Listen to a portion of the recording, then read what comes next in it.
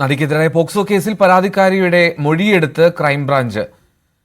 പരാതിക്കാരിയുടെ മൂവാറ്റുപുഴയിലെ വീട്ടിലെത്തിയാണ് മൊഴി രേഖപ്പെടുത്തിയത്. ക്രൈംബ്രാഞ്ച് സംഘത്തിന് തെളിവുകൾ കൈമാറിയതായി പരാതിക്കാരി അറിയിച്ചു. സിനിമയിൽ അഭിനയിക്കാൻ അവസരം നൽകാം എന്ന് വാഗ്ദാനം നൽകി ചെന്നൈയിൽ കൊണ്ടുപോയി കാഴ്ചവെക്കാൻ നടി ശ്രമിച്ചു എന്നാണ് പരാതി. നവമി ദിനേശ് ചേരുന്ന വിവരങ്ങളുമായി. നവമി, എന്തൊക്കെയാണ് വിവരങ്ങൾ?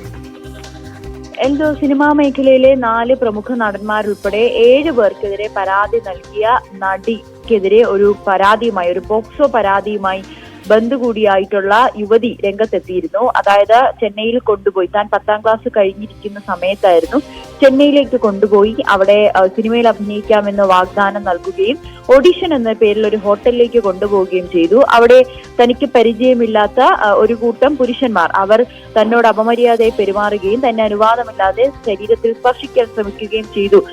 അന്ന് താൻ അവിടെ നിന്ന് രക്ഷപ്പെട്ട് നാട്ടിലേക്ക് തിരിച്ചു വന്നുവെന്നും ഈ പെൺകുട്ടി മുഖ്യമന്ത്രിക്കും ഒപ്പം DGPക്കും നൽകിയ പരാതിയിൽ പറയുന്നുണ്ട്. ഈ പരാതിയുടെ അടിസ്ഥാനത്തിലാണ് പോലീസ് കേസെടുത്തത്.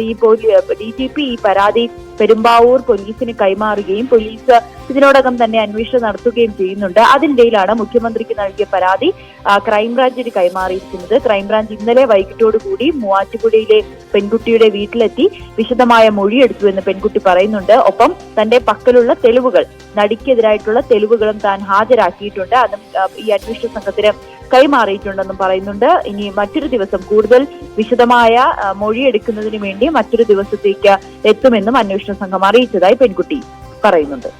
ശരി, നാം